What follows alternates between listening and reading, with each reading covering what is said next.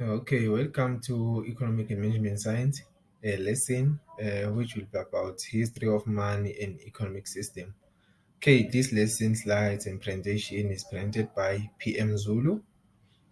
Yeah, okay, let us move to the next slide. Okay, in our next slide, before we go too deep into our today's lesson, which is about history of money and economic management system. Okay, I would like you to read the following scenario and determine the possible solution. Okay, we can read the scenario together. Okay, the scenario says it was an ancient time. No man exists. Mr. Zulu had a lot of cattle in his bush, and one day he wanted a trailer from a white businessman. However, he did not know how he could get this. Okay, it's fine. There we can see a black man, who is worried on how he can get a trailer from a white man. Okay, the white man has a trailer. The black man has the calculus, and I want you to guys to go through this scenario and find any possible solution that you can help that you can use to help Mr. Zulu to get the trailer. Okay, it's fine. Let's continue. Okay, before we continue, I would like to elaborate on that. I would like to put this lesson, including the history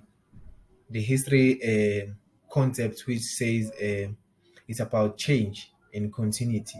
Okay, if we talk about change and continuity, it's whereby we look back on the ancient times, okay, and how things like changes throughout. Okay, and then in this lesson, I will also elaborate on how this lesson is also relevant into our current lives. Okay, okay, let's continue. Let us start with the history of money. The history of money, where our money comes from, where it started. Okay, in 9000 BC, people bartered with livestock and other goods that they had for an exchange. Okay, let's go through to our next slide to find more. What is bartering? Okay, uh, bartering is a form of payment based on the exchange of goods and services. Okay, bartering is a form of payment based on exchange of goods and services. If we can take an example, in our first scenario in the introduction, it was saying Mr. Zulu. Mr. Zulu had lot of cattle in his bush, and one day he wanted a trailer from the white businessman. Okay, let's go back. In bartering, if you exchange a cow for a trailer without including money, that we call a bartering. It's where you exchange goods and services without including money. Okay, let's continue. Uh, in 1200 BC, cowrie shells were used by people living in coastal regions around the Indian Ocean as money. This was the most wide and longest use uh, of any currency in history. Okay, let us find more words were coral shells. Coral shells is a common name for a group of small to a large sea snail or marine or gasterops mollusk.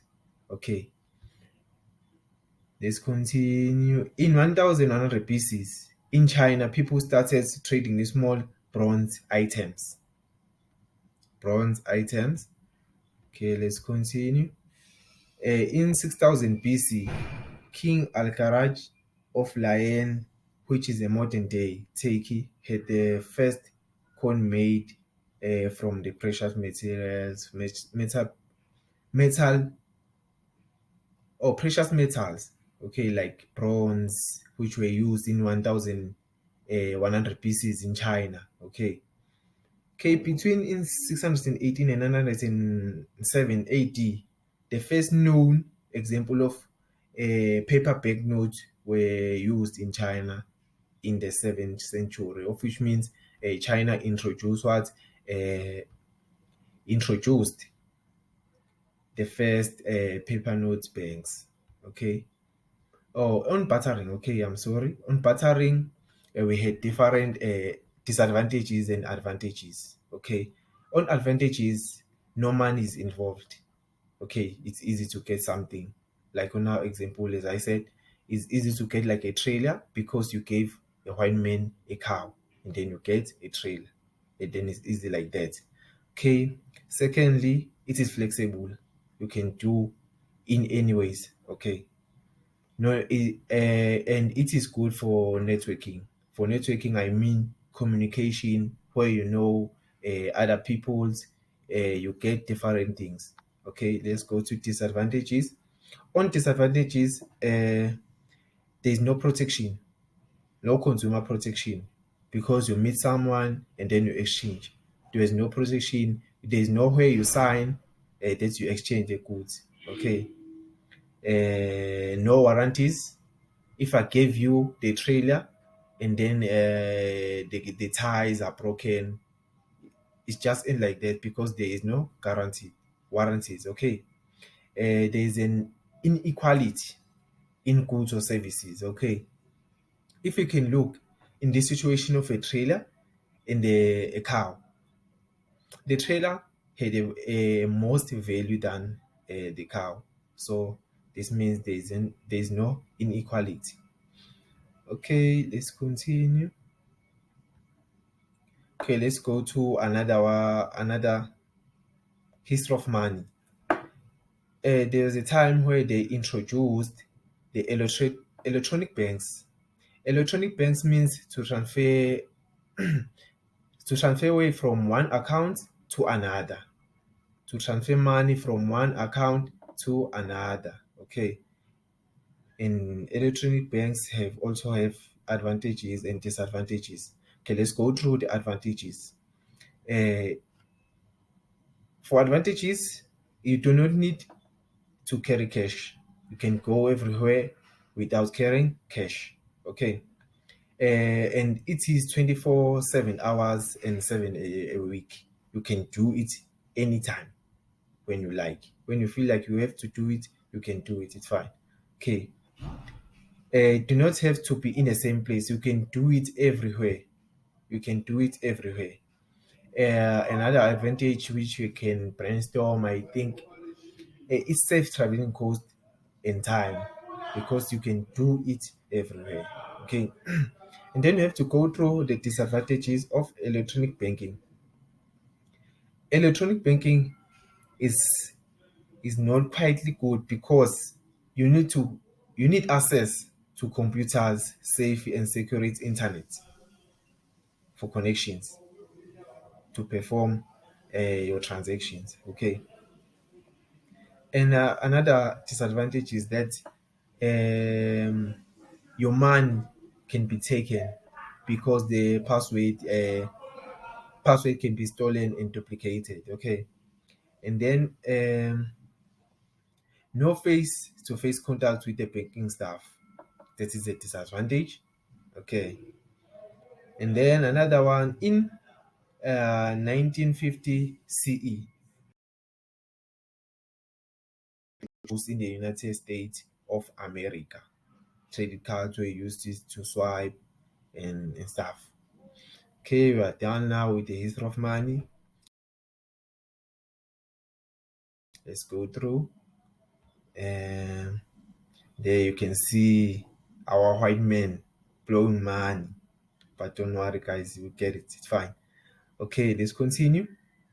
And then let us look in our current situation right now, okay, on how modern money works. Okay, let's start with getting what money is. Okay, money is any object that is generally accepted as a payment for goods and services and repayment for of debt in a given context or social economic context. Okay, money is any object that is generally accepted as a payment.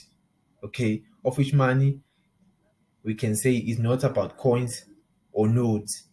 Okay, because it is a general accepted payment for goods and it's any object that is generally accepted as payment for goods and services of debt.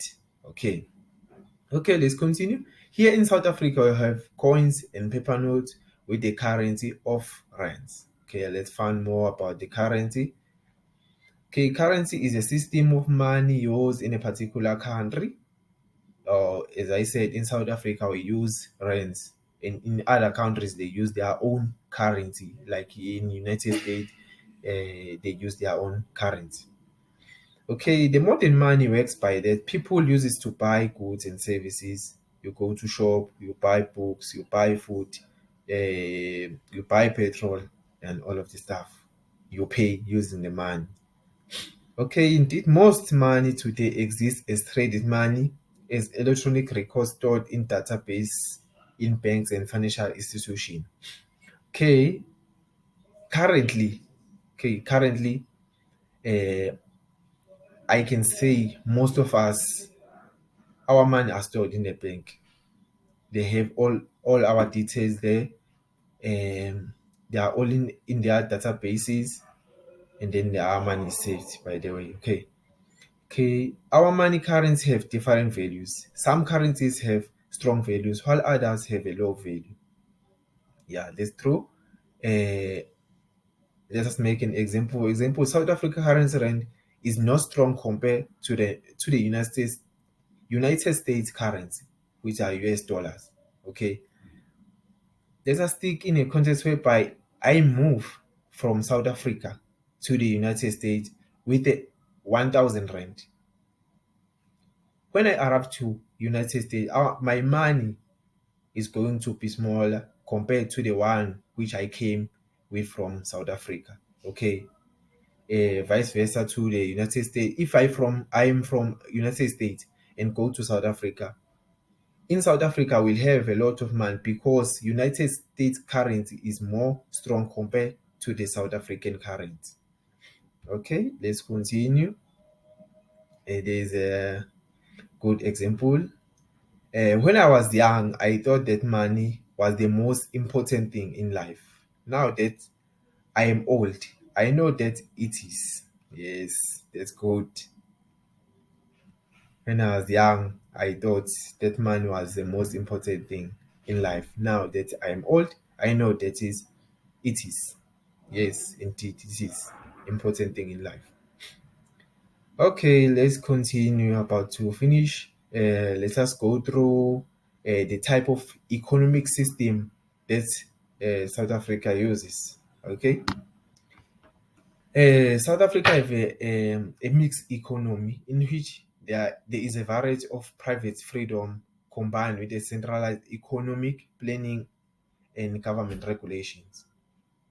Of which means in South Africa we have like a combination of two systems that they work together, okay, to rule the country or to generate the economy of the country.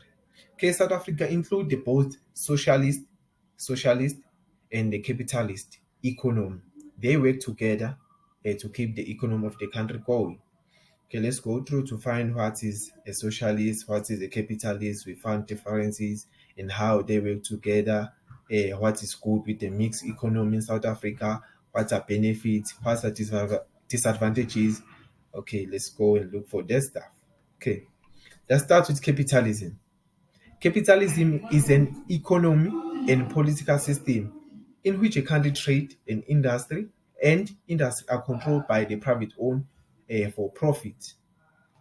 Of which means from this definition, okay, in South Africa, there's an instance whereby we are going to find like private owned companies, businesses for their own profit. But at the same time, we have a socialism, a political and economic theory of a social organization in which advocates that the means of production and exchange should be owned or regulated by the community as a whole. Going back, capitalism, there's a private owned companies for their own profit. At the same time, we have a socialism whereby the economy of the country is distributed among the community. Okay, and that's how they work. That's how the South African economy works. Okay, let's go through the advantages of mixed economy. in the South African context. Okay, the mixed economy is good because free markets coexist within the government interventions. Free markets coexist within the government interventions. There's a free market in South Africa. People can do many businesses as they can. There's a free market. They generate a lot of money in their own, in in public. Yeah, this how good South Africa is it. Okay, let's continue to look into the second point. In South Africa, we can like have private enterprises coexist with public enterprises. As I said, in South Africa, we have private and public. Okay, public companies. Okay, in this case, they can work together to generate what the economy of South Africa through subsidies, through different ideas, yeah, and stuff. Okay, the third point says a mixed economy is good because it have efficient production and allocation of resources as well as improvement of social welfare. If we talk about efficient production and allocation of resources, improvement of social welfare, it's where we talk about there's a good production in South Africa, okay? Because there's a many allocated resources as well as there's an improvement of social welfare. People's life are improved by the government. Okay. Okay, let's go through disadvantages. Disadvantages for the mixed economy is whereby you find difficulties faced in a public sector.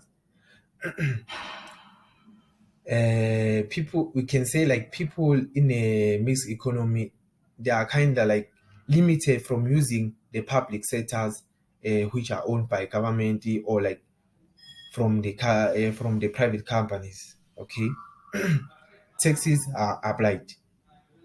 Many people do not like that. Taxes are applied. You work, and there's a money taken from you. This is a disadvantage. Okay, if the business fails, you fail. At the end of you fail.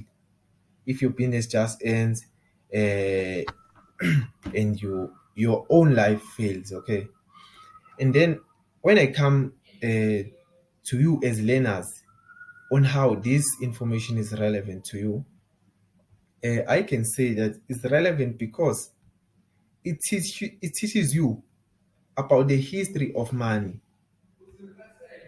From taking from the of history of money, you have to like to know how to use money, how to buy goods, how to buy needs and wants, how to be mindful of the things that you want, um, and keeping notes of that. We have to use money wisely on the things that are necessary. And then this teaches you on how to value the money. Okay. And I think this is the end of our session for today. The end. And yeah.